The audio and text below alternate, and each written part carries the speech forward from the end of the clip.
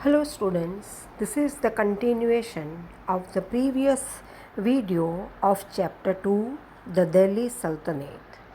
In the previous video, we saw the slave dynasty, Khilji dynasty and Tughlaq dynasty, Sayyid and Lodi dynasty. Now we'll learn about state administration. So open page number 9. State administration. The Delhi Sultanate, which was established in the 13th century, was unique in terms of state governance. The Sultan was at the center of the Delhi Sultanate. The power of Sultan was paramount. He was also the supreme commander, the supreme head of the executive, and the supreme judge. There was a cabinet to help the Sultan. Cabinet ministers and officials were appointed by the Sultan himself.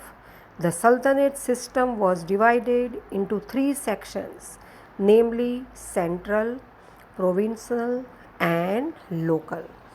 सो 13वीं सदी 13th century में स्थापित दिल्ली सल्तनत भारत में राज्य शासन व्यवस्था की नज़र से यूनिक थी यानी विशिष्ट थी। दिल्ली सल्तनत के शासन में सुल्तान जो था वो केंद्र में था, सेंटर। सुल्तान की सत्ता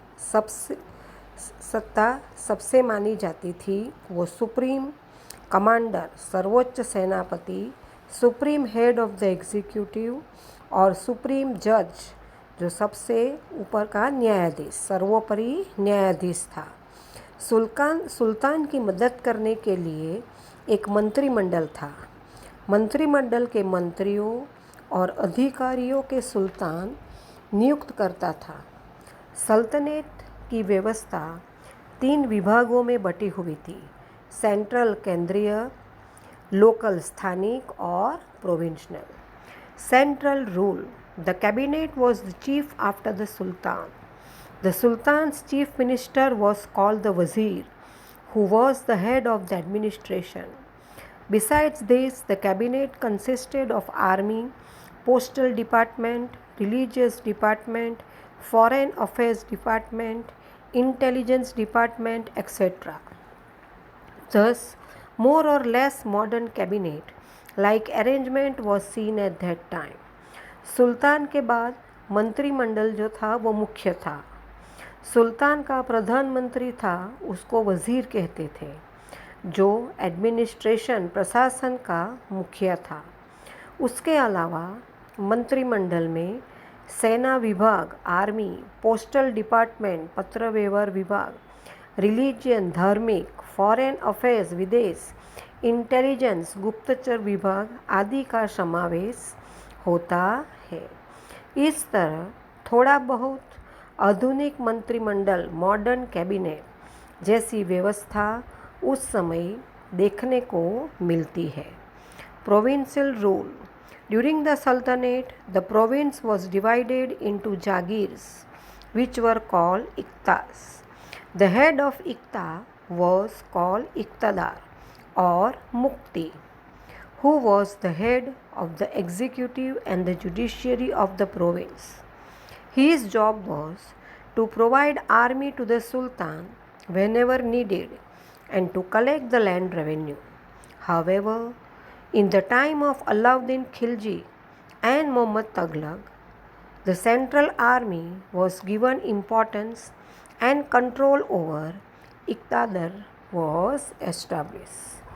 तो सल्तनत के समय में प्रोविंस यानी प्रदेश को जागीर में बांटा जाता था, जिसको इक्ता कहा जाता था, और इक्ता के मुखिया को इक्तेदार या मुक्ति कहते हैं। जो प्रदेश के एग्जीक्यूटिव यानी कि कारोबारी और जुडिशियरी यानी कि न्याय तंत्र का मुखिया था, उसका काम था कि जब सुल्तान को ज़रूरत हो तो लश्कर की मदद करना और लैंड रेवेन्यू, ज़मीन का महसूल, कर इकट्ठा करना।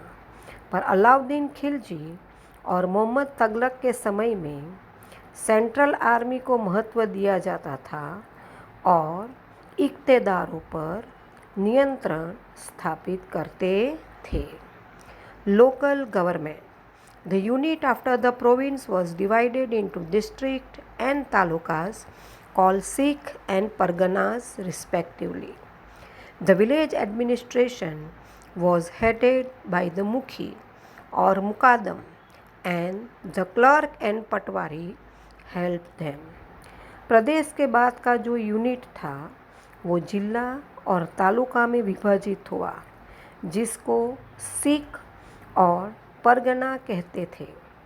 गांव का कामकाज मुखी या तो मुकादम करते थे और क्लर्क और पटवारी उसको मदद करते थे। Now turn your page number 10. Forts and other constructions. The establishment of the Delhi Sultanate marked the beginning of the construction of Indo-Islamic style architecture in India. During the Sultanate period, significant work of architecture like fort, mosque, tombs, houses, gardens, gates, minarets, etc. were constructed. तो दिल्ली सल्तनत की स्थापना से भारत में Indo Islamic style के architecture के निर्माण की शुरुआत हुई। सल्तनत पीरियड के दौरान किले यानी कि फोर्ट, मॉस्क यानी कि मस्जिद, टोम्स यानी कि मकबरा, हाउसेस, गार्डन्स बगीचे, गेट्स, मिनरेट्स एक्सेट्रा की कंस्ट्रक्शन हुई, इसका काम हुआ। A mosque named Kuwait ul Islam was built in Delhi during the time of Qutubuddin Aibak. तो कुतुबुद्दीन ऐबक के टाइम पे एक मस्जिद बनी थी, मॉस्क बनी थी, जिसका नाम था Kuwait ul Islam. Another important building built during Qutbuddin Aibak's reign was Qutub Minar. Only one floor of it was constructed during his reign. Iltutmish completed rest of the work after his death. It was renovated by Firoz Shah Tughlaq and Sikandar Lodi. Another building built by Qutbuddin Aibak was a mosque called Dhai Din Ka Zopada, which is located in Ajmer. The construction during the period of Iltutmish include Hauz-e-Shammi, Shammi Idgah and Jama Masjid. तो कई सारे buildings Qutubuddin ने बनवाए। तो उसमें से एक जो इमारत बनी थी वो थी कुतुब मीनार, जिसका पिक्चर आपको राइट हैंड पे दिया हुआ है। उसकी उस समय में एक ही मंजिल बनाई गई थी। उसके मृत्यु के बाद इल्तुतमिश ने वो काम पूरा करवाया। फिरोज शाह तगलक और सिकंदर लोदी ने उसकी मरम्मत की, रिनोवेटेड। कुतुबुद्दीन ऐबक ने एक दूसरे मकबरा मॉस्क का भी निर्माण किया, जिसका नाम था ढाई दिन का झोपड़ा, जो अजमेर में है। हौज़-ए-शम्मी, शम्मी ईदगाह एंड जामा मस्जिद, ये सभी इमारतें इल्तुतमिश के समय पे बनवाई गई थी। Major construction work during the reign of Alauddin Khilji include Alai Darwaza, Siri Fort, and a town named Siri and Hauze-Khas. Taghlaqabad, Firozabad, Hisar, Jaunpur, Firozpur, Fatehbad, etc. towns were settled during the Taghlaq rule. During this period, many forts, mosques, lakes, palaces, baths, tombs, bridges, inns, gardens, etc. were built in Delhi. Tombs and mosques were built during the Sayyid and Lodi dynasty. Bande Khan's dome, Bada Gumaj Mosque, and Siabuddin's tomb were the major ones among them. तो मुख्य इमारतें जो अलाउद्दीन खिलजी के शासन दरमियान बनी थी वो थे, इधर यहाँ पे नाम जो दिए हैं वो थे अल दरवाज़ा, Sikri fort and a town name Sikri and हुजे खास। और ये नगर जिसका नाम था सिकरी और होजेबाद तगलक शासन के दौरान, उसके दौरान तगलकबाद, फिरोज़ाबाद, हिजर, जानपुर वो सब उसके रूल में बने। ड्यूरिंग दिस पीरियड, उस समय पे बहुत सारे फोर्ट यानी किले, मस्जिद, तालाब, महल, मकबरे, ब्रिजेस, बगीचे एक्सेट्रा दिल्ली में निर्माण हुए। उसके बाद टॉम्स एंड मॉस्क जो थे वो सैयद और लोधी डायनेस्टी के टाइम पे बने। बंदे खान स्टोम, बड़ा गुम्बज मोथ मॉस्क एंड सियाबुद्दीन टोम, ये तीन उसमें से मेजर थे, यानी कि ये तीन मुख्य थे। Then Vijayanagara empire 1336 AD to 1646 AD. The process of disintegration of the Delhi Sultanate began during the time of the weak sultans of the Tughlaq dynasty. This process accelerated during the Sayyid dynasty and the Lodi dynasty. The situation was further deteriorated by Taimur's invasion. Due to all these conditions, many North and South Indian states became independent, including Vijayanagar, Bahmani, Malwa, Mewar, Bengal, Jaunpur, etc. Let us get some information about Vijayanagar and Bahmani. तो तगलक वंश के week जो कमज़ोर सुल्तान थे के समय में दिल्ली सल्तनत की विघट प्रक्रिया डिसइंटीग्रेशन शुरू हुई।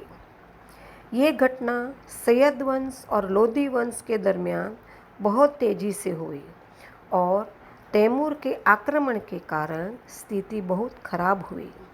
ये सभी परिस्थिति के कारण उत्तर और दक्षिण भारत में अनेक प्रदेशों स्वतंत्र हुए, जिसमें विजयनगर, बहामनी, मालवा, मेवाड़, बंगाल, जौनपुर एक्सेट्रा शामिल थे। और अब हम विजयनगर और बहमनी के बारे में जानकारी देंगे। Two brothers named Harihar Rai and Buka Rai laid the foundation of Vijayanagar Empire on the bank of river Tungabhadra, making it the capital of their kingdom. The town was initially known as Vidyanagar after his Guru Swami Vidyaranya. Later on, it was called Vijayanagar due to military success of their emperors. तो Harihar Rai and Bukka राय नाम के दो भाई थे, जिसने 1336 में विजयनगर साम्राज्य की नींव रखी। कहाँ पे? तो तुंगभद्र नदी के किनारे, जिसको उन्होंने अपनी राजधानी बना के शुरुआत में ये नगर को विद्यानगर के नाम से जाना गया। ये नाम उनके गुरु स्वामी विद्यारण्य के नाम पे से रखा था। बाद में उसे विजयनगर के नाम से जाना गया क्योंकि उनके जो एम्परर थे, बादशाह थे, उनको मिलिट्री सक्सेस मिला था। Harihar Rai and Bukka Rai were the kings of the Sangam dynasty. Now page number 11। Kings of the Sangam dynasty. Vijayanagar Empire was ruled by the Sangam dynasty, Saulva dynasty, Tuluva dynasty and Aravidu dynasty. Harihar Rai I and Buka Rai made an important contribution in twinning a small kingdom into an empire. Rule of the Saluva dynasty lasted for 20 years and then Tuluva dynasty was establish. तो संगम वंश के राजा थे विजयनगर साम्राज्य को संगम वंश, सलुवा वंश, तुलुवा वंश, अरेबिदु वंश ने शासन किया। हरिहर राय वन और बुका राय ने छोटे राज्यों को साम्राज्य एम्पायर बनाने में बहुत बड़ा योगदान दिया। सालू वंश का शासन 20 साल तक रहा और उसके बाद तुलुव वंश की स्थापना की गई। Great rulers like Krishnadev Rai was born in the Tuluva dynasty, who was the best ruler of Tuluva dynasty of Vijayanagar Empire. Not only this, he even got the honor of being a great ruler of India. He won many battles during his reign. Although Krishnadev Rai spent most of his life on the battlefield, he did not neglect the administration. तो तुलु वंश में कृष्णदेव राय नाम का एक श्रेष्ठ शासक हुआ जो सारे विजयनगर साम्राज्य का सर्वश्रेष्ठ बेस्ट शासक साबित हुआ। इतना ही नहीं, उसको भारत का एक महान शासक बनने का भी सम्मान मिला। उसने उसके शासनकाल में बहुत सारे युद्ध जीते। ज़्यादातर कृष्णदेव राय ने अपना जीवन युद्ध भूमि में ही पसार किया, फिर भी उन्होंने प्रशासन के काम की उपेक्षा नहीं की। He got lakes and canals dug in the state and enriched agriculture. He abolished some unjust taxes and gained love of the people. He established the town called Nagalpur near Vijayanagar and decorated it with various buildings and temples. Krishnadev Rai was himself a great scholar. He wrote several texts in Sanskrit and Telugu. Due to the spread of literary art, he became well known as the Bhoj of Andhra. सो उसने राज्यों में तालाबों नहरों बनवाए agriculture को समृद्ध करने के लिए। उसने कई ऐसे कर को हटा दिया और लोगों को जोम हासिल किया, प्रेम हासिल किया लोगों का। उसने नगलपुर नाम का गांव विजयनगर के पास स्थापित किया और उसे कई इमारतों और मंदिरों से सजाया। कृष्णदेव राय खुद एक स्कॉलर विद्वान थे। उन्होंने खुद ने संस्कृत और तेलुगु भाषा में पुस्तक लिखी थी और ये साहित्य का प्रचार करके वो भोज ऑफ आंध्रा के नाम से प्रसिद्ध हुए। After Krishnadev Raya's death, internal conflict and conspiracies started in Vijayanagar. Vijayanagar was defeated by the Union of Muslim States in the Battle of Talikota on January 23, 1565. Even after the war, Vijayanagar Empire lasted for a century but did not achieve the same grandeur as before. Krishnadeva Raya के अवसान के बाद विजयनगर में अंदरूनी लड़ाई और षड्यंत्र शुरू हुए और 23 जनवरी 1565 के तलीकोटा युद्ध में मुस्लिम राज्यों से बने यूनियन के सामने विजयनगर की हार हुई। युद्ध के बाद भी विजयनगर एक साम्राज्य के रूप में खड़ा रहा, लेकिन पहले की तरह उसे भव्यता ग्रैंडियर यानी भव्यता उसको प्राप्त नहीं हुई। Bahmani kingdom 1347 AD 1518 AD. Zafar Khan established the Bahmani kingdom in the south during Tughlaq dynasty. This kingdom influenced the politics of South India for almost a century and a half. Zafar Khan, under the name of Alauddin Bahman Shah, ruled independently. He annexed several territories to his state, making Gulmarg the capital of new independent state. The reign of Ahmad Shah and Muhammad Shah III are significant in the Bahmani Empire. Ahmad Shah moved his capital to Bidar from Gulmarg and built several buildings in Bidar. तगलक वंश के दौरान दक्षिण में जफ़र खान ने 1347 में बहमनी राज्य की स्थापना की। ये राज्यों के करीब आधी सदी तक दक्षिण भारत की राजनीति पर अपना असर दिखाया। जफ़र खान ने अलाउद्दीन बहमन शाह के नाम से स्वतंत्र शासन शुरू किया। उसने नए स्वतंत्र राज्य की राजधानी गुलमर्ग को बनाई और अपने राज्यों के कई प्रदेशों को जोड़ दिया। बहमनी साम्राज्य में अहमद शाह और मोहम्मद शाह थर्ड का शासन था। अहमद शाह ने अपनी राजधानी गुलमर्ग की लीडरशिप हटा दी और उसमें कई इमारतें बनवाई। Mahmud Gawan was the Wazir of Muhammad Shah III. He created a competent administration. Bahmani power strengthened during the reign of Muhammad Shah III. After that, during the reign of Mahmud Shah, all the power of the state passed into the hands of the Wazir Qasim Beg, and it was during his reign that Bahmani came to an end. The whole empire was divided into 5 independent states like Bijapur, Ahmednagar, Golconda, Bidar and Barar. तो Mohammad Shah third को वज़ीर मोहम्मद गवन था। उसने वहीवट competent administration वो सक्षम वहीवटी की रचना की।